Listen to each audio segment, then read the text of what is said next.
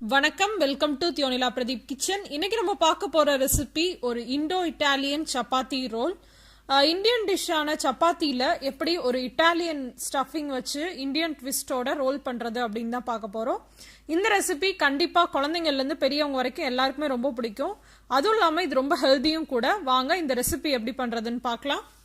இந்த சப்பாத்தி ரோலுக்கு சப்பாத்திலாம் எப்படி போடுறது அப்படிலாம் காமிச்சு டைம் வேஸ்ட் பண்ண விரும்பல. நான் சப்பாத்தி ஏற்கனவே எப்படி பண்ணுறது சாஃப்ட் சப்பாத்தி அப்படின்னு ஒரு வீடியோ போட்டிருக்கேன். அதோட லிங்க் வந்து டிஸ்கிரிப்ஷன்லையும் சைட்லையும் கொடுக்குறேன், நீங்கள் பார்த்துக்கோங்க. இப்போ வந்து நம்ம ஸ்ட்ரெயிட்டாக ஸ்டஃபிங் எப்படி பண்ணுறதுன்னு பார்க்கலாம். இந்த ஸ்டஃபிங் பண்ணுறதுக்கு ஒரு பேனில் 1 டேபிள் ஸ்பூன் அளவு ஆலிவ் ஆயில் சேர்த்துக்கோங்க. ஆலிவ் ஆயில் சேர்த்திங்கன்னா நல்லாயிருக்கும். அப்படி இல்லைன்னா நீங்கள் எந்த ஆயில் வேணாலும் சேர்த்துக்கலாம். சேர்த்துட்டு அதில் ஒரு மீடியம் சைஸ் பெரிய வெங்காயத்தை நீளமாக நறுக்கி சேர்த்துக்கோங்க. ஸ்டவ்வை வந்து ஒரு கொஞ்சம் ஹை ஃப்ளேம்லேயே வச்சுக்கோங்க. ஏன்னா வந்து எந்த இன்க்ரீடியண்ட்டும் ரொம்ப வதங்கி சாஃப்ட் ஆகிடக்கூடாது. லைட்டாக அப்படியே ஹை ஹீட்லேயே வச்சு லைட்டாக வதக்கிக்க போகிறோம்.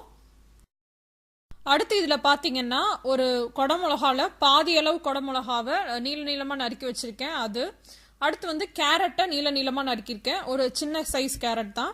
அப்புறம் ஒரு தக்காளியை விதையெல்லாம் நீக்கிட்டு அதையும் பொடி பொடியாக நறுக்கி வச்சுருக்கேன். இதையும் சேர்த்துட்டு லேசாக ஒரு நிமிஷத்துக்கு வதக்கிக்கோங்க. எதுவுமே வந்து ரொம்ப மசிஞ்சு அந்த பேஸ்ட் மாதிரி ஆயிடக்கூடாது. அதே மாதிரி வதக்கிறப்ப உப்பு சேர்த்து வதக்காதீங்க, கடைசியாக சேர்த்துக்கலாம். ஏன்னா உப்பு சேர்த்திங்க அப்படின்னா இந்த காயெல்லாம் வந்து சாஃப்டாக வெந்துடும். அப்படி இருந்துச்சுன்னா இந்த டிஷ்க்கு நல்லா இருக்காது. மொறுமொறுன்னு இருந்தால் தான் நல்லாயிருக்கும். இதில் வந்து நீங்கள் உங்களுக்கு விருப்பமான எந்த காய் வேணாலும் சேர்த்துக்கலாம். குடமிளகாவே வந்து ஒரு 2-3 கலர் கூட நீங்கள் சேர்த்து கலர்ஃபுல்லாக சர்வ் பண்ணலாம். அப்புறம் ஸ்வீட் கார்ன் வேணும்னா சேர்த்துக்கலாம். எது உங்களுக்கு வேணுமோ சேர்த்துக்கலாம். அப்புறம் வந்து நீங்கள் பார்த்தீங்கன்னா முட்டைக்கோஸ் கூட சேர்த்துக்கலாம், ரொம்ப நல்லாயிருக்கும். காய் வதங்கினதுக்கு அப்புறமா இதில் வந்து நான் வந்து 1.5 கப் அளவு துருவன பன்னீர் சேர்த்துக்கிறேன். சேர்த்துட்டு இதில் வந்து இட்டாலியன் சீசனிங் சேர்க்க போகிறேன். இந்த இட்டாலியன் சீசனிங்க்கு பதிலாக நீங்கள் ஆரிகானோ இந்த மாதிரி எந்த உங்கள்கிட்ட ட்ரை ஹர்ப்ஸ் இருந்துச்சுனாலும் அது சேர்த்துக்கலாம். அப்படி உங்களுக்கு இது கிடைக்கல அப்படின்னா நீங்கள் வந்து கரம் மசாலா சேர்த்துக்கலாம். கரம் மசாலா சேர்த்திங்கன்னா மிளகாய் தூள் இதெல்லாம் சேர்த்து அது வேற ஒரு ஸ்டஃபிங் நான் வந்து ஏற்கனவே பண்ணியிருக்கேன். அதோட லிங்க் வந்து டிஸ்கிரிப்ஷனில் கொடுக்குறேன். அந்த சப்பாத்தி ரோலை நீங்கள் பார்த்து ட்ரை பண்ணிக்கோங்க. அப்படி இல்லைன்னா இந்த மாதிரி உங்களுக்கு இட்டாலியன் சீசனிங் வாங்கணும் அப்படின்னா லிங்க் வந்து டிஸ்கிரிப்ஷனில் கொடுக்குறேன். அதை பார்த்து நீங்கள் அந்த லிங்க்கை கிளிக் பண்ணி கூட வாங்கிக்கலாம்.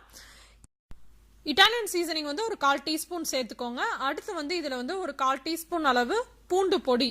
இது இல்லைன்னா நீங்கள் ஒரு பூண்டை வந்து காய் வதங்குறப்பயே நறுக்கி சேர்த்துக்கோங்க. கடைசியாக காரத்துக்கு மிளகுத்தூள் சேர்த்துட்டு நம்ம நல்லா கலந்து விட்டதுக்கு அப்புறமா ஸ்டவ் ஆஃப் பண்ணிடலாம். இப்போ சப்பாத்தியோட ஸ்டஃபிங் ரெடி ஆயிடுச்சு. இப்போ சப்பாத்தி ரோல் பண்ணுறது எப்படின்னு பார்க்கலாம். நான் ஏற்கனவே வந்து ஒரு சப்பாத்தி ரோலில் கிரீன் சட்னி செஞ்சு எப்படி நம்ம வந்து அசம்பிள் பண்ணுறது அப்படின்னு காமிச்சிருக்கேன். இந்த இதில் வந்து நான் வந்து சாஸ் பயன்படுத்தி எப்படி பண்ணுறது அப்படின்னு காமிக்க போகிறேன். உங்களுக்கு சாஸ் வேணாம், கிரீன் சட்னி மாதிரி ஹெல்த்தியாக போகணும் அப்படின்னு நினச்சிங்கன்னா அதோட லிங்க் வந்து டிஸ்கிரிப்ஷன்லையும் கமெண்ட்லையும் கொடுக்குறேன், நீங்கள் பார்த்துக்கோங்க. அந்த கிரீன் சட்னியை இதில் ஸ்ப்ரெட் பண்ணிட்டு கூட நீங்கள் அசம்பிள் பண்ணலாம். சப்பாத்தி ரோல் பண்ணுறதுக்கு பார்த்தீங்கன்னா சப்பாத்தியை நான் நல்லா தின்னாக தேய்ச்சி வச்சுருக்கேன். பக்கத்தில் பார்த்தீங்கன்னா முட்டைக்கோஸை வந்து சின்னதாக நறுக்கி வச்சுருக்கேன். அடுத்து வந்து 2 சாஸ் எடுத்திருக்கேன். இதுக்கு பதிலாக நீங்கள் மயோனஸ் அப்படி இல்லைன்னா க்ரீன் சட்னி யூஸ் பண்ணிக்கலாம். ஃபஸ்ட்டு பார்த்தீங்கன்னா கெச்சப் கொஞ்சம் சேர்த்துட்டு அதை நல்லா ஸ்ப்ரெட் பண்ணி விட்றேன்.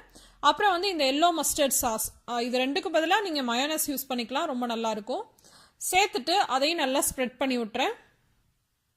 நான் கூட வீட்டிலே எப்படி மயோனஸ் பண்ணுறது அப்படிலாம் வீடியோ போட்டிருக்கேன். உங்களுக்கு இன்ட்ரெஸ்ட் இருந்துச்சுன்னா செக் பண்ணி பாருங்கள். இப்போ இதை நல்லா ஸ்ப்ரெட் பண்ணதுக்கப்புறமா இதில் வந்து முட்டைக்கோஸை நம்ம துருவி வச்சுருக்கோம் இல்லையா, அதையும் சேர்த்துக்கலாம். இது கூட உங்களுக்கு வேணும்னா நீங்கள் வந்து வெங்காயத்தை பச்சையாக கூட சேர்த்துக்கலாம். உங்களுக்கு விருப்பப்பட்ட காய்கறிகளை பச்சையாக வேணும்னாலும் சேர்த்துக்கலாம். அடுத்து நம்ம ரெடி பண்ணி வச்சுருக்கோம் இல்லையா அந்த ஸ்டஃபிங், அதை எடுத்து நீல வாக்கில் வச்சுக்கலாம். ஸ்டஃபிங்கை இந்த மாதிரி நீல வாக்கில் வச்சதுக்கப்புறமா மேலே உங்களுக்கு தேவைப்பட்டால் இன்னும் கொஞ்சம் வந்து கெச்சப் அப்புறம் மஸ்டர்ட் சாஸ் சேர்த்துக்கோங்க. அப்படி இல்லைன்னா லெமன் ஜூஸ் கூட நீங்கள் சேர்த்துக்கலாம். சேர்த்துட்டு அதை நீட்டாக ரோல் பண்ணிடலாம். அவ்வளோதான், நம்ம சுவையான Indo Italian chapati roll ready ஆயிடுச்சு. கண்டிப்பாக இந்த ரெசிபியை ட்ரை பண்ணி பாருங்கள். இட்டாலியன் சீசனிங்கோட லிங்க்கு அப்புறம் நான் இந்த வீடியோவில் சொன்ன லிங்க் எல்லாமே டிஸ்கிரிப்ஷன்லையும் கமெண்ட்லையும் கொடுக்குறேன். உங்களுக்கு இன்ட்ரெஸ்ட் இருந்துச்சுன்னா நீங்கள் செக் பண்ணி பாருங்கள். இன்னொரு இன்ட்ரெஸ்டிங்கான ரெசிபியோட இந்த மாதிரி இன்னோவேட்டிவான ரெசிபியோட உங்கள் எல்லாரையும் சந்திக்கிறேன். அதுவரை உங்களிடமிருந்து விடைபெறுவது உங்கள் தியோனிலா பிரதீப். தேங்க்யூ.